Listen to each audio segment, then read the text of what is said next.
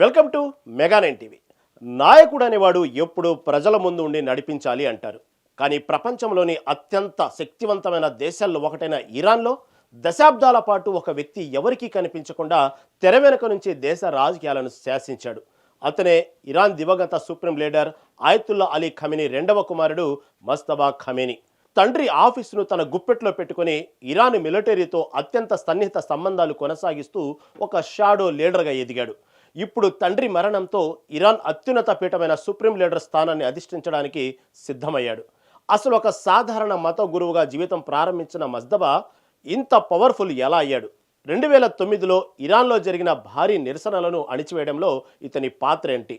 రాచరికాన్ని వ్యతిరేకించి ఏర్పడిన Iran Islamic రిపబ్లిక్లో ఒక తండ్రి తర్వాత కొడుకు అధికారంలోకి రావడం వెనుకన్న వ్యూహం ఏంటి? ఇజ్రాయెల్ అమెరికాలకు మోస్ట్ వాంటెడ్ అయిన మజ్తబా ఖమేనీ బ్యాక్గ్రౌండ్ ఏంటో ఇప్పుడు తెలుసుకుందాం. మిడిల్ ఈస్ట్లో ప్రస్తుతం నెలకొన్న భయంకరమైన యుద్ధ వాతావరణంలో అందరి కళ్ళు ఇరాన్ పైనే ఉన్నాయి. అలీ ఖమేనీ మరణం తర్వాత ఆ దేశాన్ని ముందుకు నడిపించే సుప్రీం లీడర్ ఎవరన్నది ప్రపంచవ్యాప్తంగా ఆసక్తికరంగా మారింది. ఇరాన్ రాజకీయాలను నడిపించే అసెంబ్లీ ఆఫ్ ఎక్స్పర్ట్స్ మజ్తబా ఖమేనీ వైపు మొగ్గు చూపుతున్నట్లు అంతర్జాతీయ మీడియా కోడెక్కుస్తుంది. సాధారణంగా ఇరాన్ సుప్రీం లీడర్ అంటే దేశాధినేత మాత్రమే కాదు, ఆర్మీకి కమాండరు, మతపరంగా అత్యున్నత గురువు.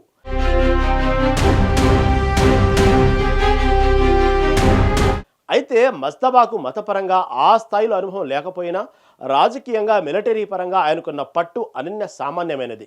మీడియా ముందుకు పెద్దగా రాకపోయినా ఎప్పుడూ తెర వెనక ఉంటూ తన తండ్రి ఆఫీసును కంట్రోల్ చేసిన మజ్తబా ఇప్పుడు నేరుగా యుద్ధరంగంలోకి అడుగుపెట్టబోతున్నాడు. మజ్తబా ఖమేనీ 1969లో ఇరాన్లోని పవిత్ర నగరమైన మషాద్లో జన్మించాడు. తన తండ్రి అలీ ఖమేనీ ఇరాన్ విప్లవంలో చురుగ్గా పాల్గొన్న సమయంలో మజ్తబా ఇస్లామిక్ థియాలజీ అభ్యసించాడు.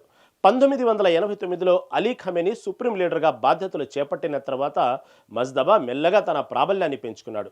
తన తండ్రి వయసు పైపడటం, అనారోగ్య సమస్యలు రావడంతో సుప్రీం లీడర్ అధికారిక ఆఫీసు బాధ్యతలను తన భుజాలపై వేసుకున్నాడు. ఎవరైనా తన తండ్రిని కలవాలన్నా, ప్రభుత్వంలో కీలక నిర్ణయాలు తీసుకోవాలన్నా మజ్తబా పర్మిషన్ లేనిదే జరిగేవి కావు. అందుకే ఇరాన్ రాజకీయాల్లో ఇతన్ని గేట్ కీపర్ అని పిలుస్తారు. తన తండ్రి పేరు మీద తెర వెనుక ఇరాన్ అధికార యంత్రాంగాన్ని మొత్తం తన కంట్రోల్లోకి తెచ్చుకున్నాడు. మజ్తబా పేరు ఇరాన్లో ఎంత పవర్ఫుల్ అనేది 2009 అధ్యక్ష ఎన్నికల సమయంలో ప్రపంచానికి తెలిసింది. ఆ ఎన్నికల్లో అక్రమాలు జరిగాయని ఆరోపిస్తూ లక్షలాది మంది ప్రజలు రోడ్లెక్కి నిరసనలు చేశారు.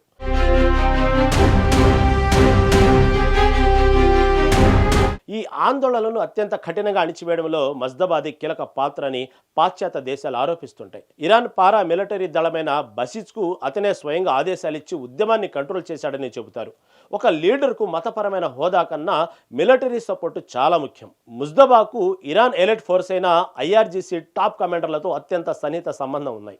ఈ మిలిటరీ బలం చూసే 2019లో అమెరికా ట్రెజరీ డిపార్ట్మెంటు అధికారికంగా మజ్తబా ఖమేనీపై ఆంక్షలు విధించింది. మజ్తబా సుప్రీం లీడర్ అవ్వడం అనేది ఇరాన్ సిద్ధాంతాలకి ఒక పెద్ద పరీక్ష. ఎందుకంటే 1979 ఇస్లామిక్ విప్లవం వచ్చింది రాచరికానికి వ్యతిరేకంగా.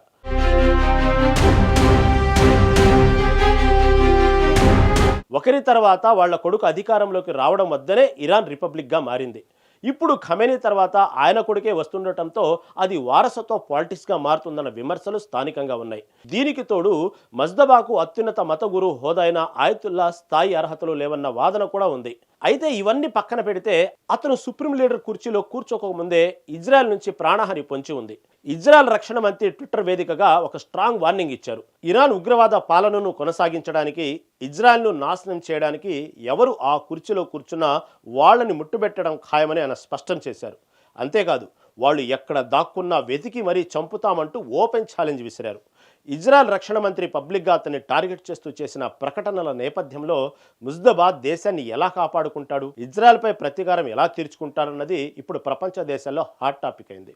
ఏ రాజకీయ మిలిటరీ హోదా లేకపోయినా కేవలం సుప్రీం లీడర్ కొడుకుగా ఎవరిని కనిపించకుండా ఇరాన్ డిఫెన్సు, పాలిటిక్స్ను తన గుప్పెట్లో పెట్టుకున్న మజ్తబా ఖమేనీ ప్రస్థానం ఇది.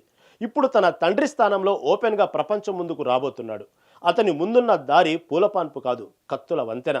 అమెరికా, ఇజ్రాయెల్ దాడుల నుంచి దేశాన్ని రక్షించుకోవాలి.